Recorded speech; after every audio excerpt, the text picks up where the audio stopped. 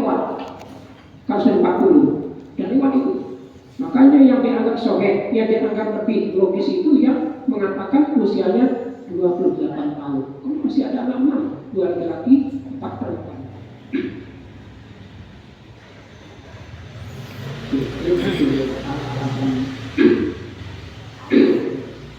Apalagi mereka pedagang, itu pedagang yang sangat sibuk gitu. Jadi anak-anak ciri-ciri berlebih.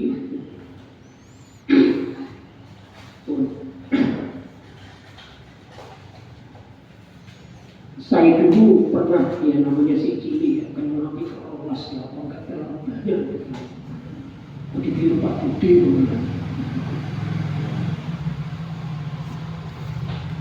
kita kan berpikir yang lain, biasanya istri kedua itu lebih muda, kenyali anda.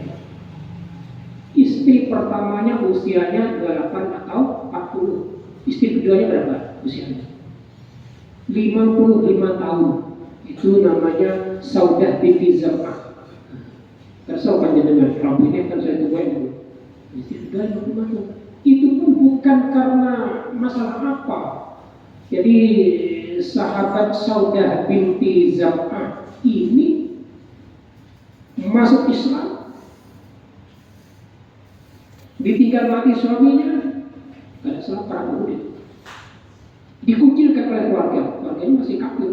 Jadi bujurnya mati, ya toh, perang Uhud, umur sekitar 5, dan keluarga dikucilkan, diusir. Si mukanya sokok, hanya rusaknya. Terus Indonesia tak pengen. Faktor emosi menikah itu bukan urusan kesenangan, itu bukan. Ya, aku ya enggak, kan yang nabi presiden lagi, boleh sih ngomong, gadis pirang-pirang ya. Apalagi tradisi Arab itu memang pejabat istrinya harus banyak. Kalau saya tidak dianggap. Karena perempuan banyak di Saudi itu. Karena mengapa? Di Timur Tengah zaman Biyen suka perang antar suku. Perang kan yang mati masih mana? Dapat di janda-janda itu kuat ya. Di samping itu memang istrinya banyak. Jadi kalau terjadi perang itu alamat saya mati janda, alamat itu. Sayyidina Umar pernah mengalami hal semacam itu, punya anak namanya Hafsah. Umurnya masih 18 tahun. Istrinya meninggal di perang Uhud. Ya, suaminya Hafsah dan menantunya sahabat Umar syahid di perang Uhud. Sahabat Umar itu, anak Umar rokok gitu, iya, si umur 12 tahun.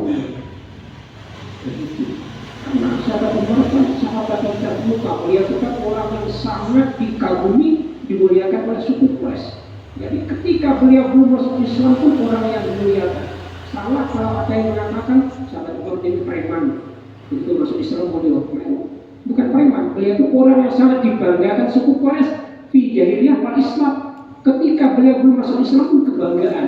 Enak masalah guru-guru kono, Umar panggil, selesai masalah. Karena jago gula, kenalnya tinggi besar, ada suara matanya tajam, giginya mengkilat, tenaganya itu tangan kanan dan kiri kuatnya sama.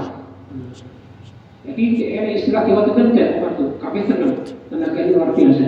Makanya di pasar Tukas itu oleh guru-guru, oleh preman namu, Allah karena Umar selesai masalahnya, lari terbirit-birit. Ini kebanggaan suku Quraisy. Begitu masuk Islam, yang tadinya kadang Nabi dan sahabatnya tidak berani, tidak puas kata terangan, sholat di Masjidil Haram di Ka'bah tidak berani. Begitu Umar masuk Islam, ya kenapa takut? Mereka yang salah saja kok berani dengan kita. Dan kita ini benar lah. Kenapa ya Rasulullah kok takut? Ayo, biar aku sholat dulu. Akhirnya yes. Kita kan musafir masuk Islam itu nanti di orang-orang dari ini loh Umar, saya ini masuk Islam. Yang lain pilih Umar dan ini Umar loh, masuk Islam sekarang. Orang yang kuat. Ya beliau itu karena anaknya janda, bingung, ini kondisi ekonomi pas-pasan, akhirnya sudah dicarikan suami. Umumnya tradisi Arab itu kalau ingin menjodohkan keluarga, yang ditarik dulu itu keluarga, teman atau tetangga dekat. Kan umum orang di sana itu menikah antar misalnya Kanjeng Nabi menjodohkan Fatimah dengan Ali, kan di sana ya. Jadi keluarga di sini. Pakai sih. Pakai pakai nggak ada, pakai ponco. Nah, namanya Hafsah ini pertama ditawarkan ke Abu Bakar. Mas, ekonomi pas-pasan, anak kurang pisan, makin beratu, bujur meninggal di perang Uhud. Perang Uhud itu yang meninggal itu ada 70 orang. Tapi rondo di rumahnya 70. Pada saat itu umat Islam masih sedikit. Bayangkan, begitu prihatinnya orang-orang Islam saat itu, sing rondo di 70, ia istri satu. Orang sana istri kan bisa 2-3. Dua saja ada 140 loh. Di sekitar para sahabat kanjeng Nabi itu rondo. Belum lagi jandanya pada saat perang Badar yang jumlahnya 12. Padahal sahabat-sahabat yang begini istrinya ya tidak hanya satu, lebih dari satu karena sudah tradisi.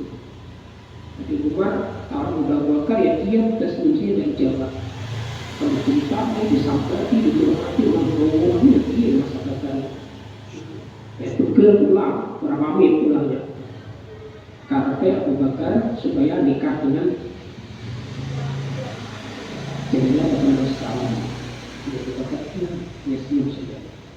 Mikir Umar, Pak, Bapak Utsman ya, Utsman kan mampu secara ekonomi. Barangkali Abu Bakar tidak mampu mengobain istri kedua. Kalau Utsman jawab, Pak, aku sering kepikiran Mas, si tas kepaten bujuk, kan duda beliaunya. Saat Ruqayyah istrinya itu kan putihkan Nabi Ruqayyah itu meninggal juga, suaminya Ruqayyah itu di perang Badar atau perang Badar. Di suami Ruqayyah itu meninggal di perang Badar. Suaminya Al-Janda. Kok itu ya? Ruqayyah itu meninggal ketika kanjeng Nabi perang Badar. Jadi sahabat Utsman malah duduk. Di belok perang di rumah istrinya meninggal. Kan longso ya sahabat Utsman. Ikut perang Badar, istrinya meninggal di rumah. Seakan yang Nabi yang longso saat itu. Dipulang ke rondo. Nah duda.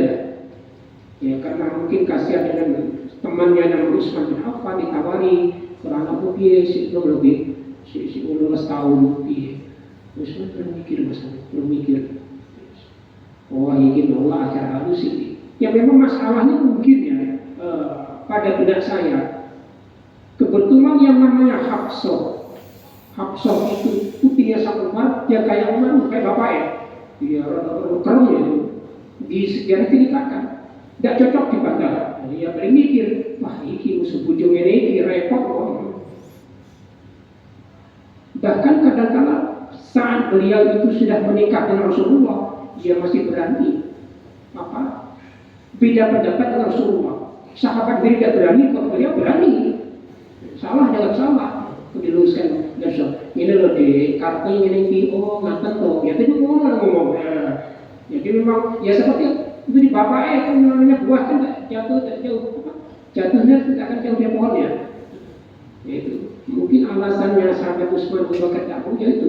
Wah, udah bujuk kerang ini iya betul. Tapi kok kayak bapaknya kok malah repot ini. Ya sahabat bukan Nabi. Kita cerita ya dosa ngaji ya. Dia sudah sampai bahwa sahabat bukan Nabi. Ya Rasulullah mau saya dulu, mau pengen boleh Abu Bakar ya Allah, Utsman ya Allah piye nasib. Aku kalau dia sekali lah, ya anak piye. Senang mas, tenang, wis nanti yang namanya anak itu akan menikah orang yang lebih baik daripada Abu Bakar dan Umar. Jangan khawatir. Akan menikah orang yang lebih baik dibandingkan dengan Abu Bakar dan Utsman. Wis kita dulu kok. Sudah happy, bersopo ya. Terus kayaknya yang sudah happy. Sudah happy orang itu orang kepikiran dan Nabi kayak Nabi yang lama. Dan Utsman ini harus diganggu. Walaupun duduk, dia nanti akan menikah dengan orang yang lebih baik dari anakmu. Bingung ya Umar. Soalnya sudah happy kemana? Ternyata kelakar hari Utsman dinikahkan lagi Rasulullah dengan adiknya Ruqayyah, namanya Kulsum. Ruqayyah dengan anaknya Umar kan lebih dengan anaknya Rasulullah ya, nasabnya. Dan yang namanya anaknya Umar justru dilamar oleh Rasulullah. Jadi istri Rasulullah yang keempat Aisyah itu. Usia masih muda, sekitar 18 tahun. Nah, kembali ke Umi Habibah ini, beliau ini adalah anaknya Abu Sufyan. Dalam sejarah itu Abu Sufyan musuh besarnya Rasulullah. Abu Lahab, Abu Sufyan, Abu Jahal, Abu ini mesti Abu ini. Abu Bakar, Abu Lahab, Abu musuh Abu repot tulis. Dan mereka kaya, pendekar, terhormat. Iya.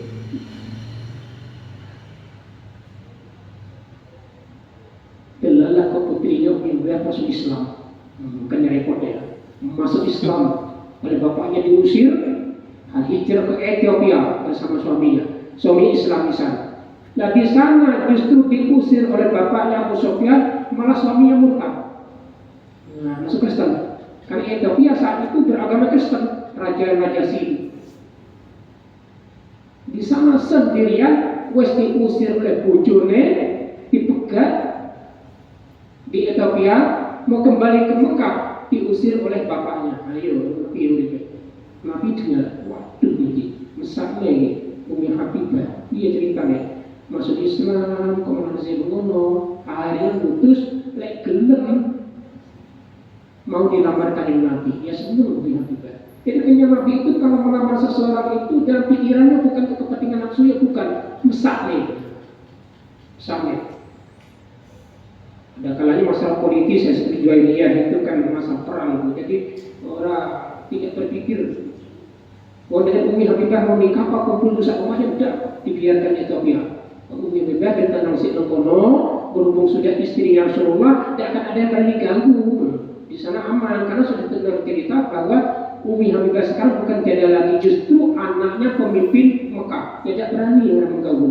Makanya Nabi tujuan itu mengamankan posisi Umi Habibah biar tidak diganggu di Ethiopia. Ethiopia kan orangnya hitamnya, jujur. Artinya Nabi kayak semacam itu digunakan yang menikah untuk hal-hal yang seperti itulah.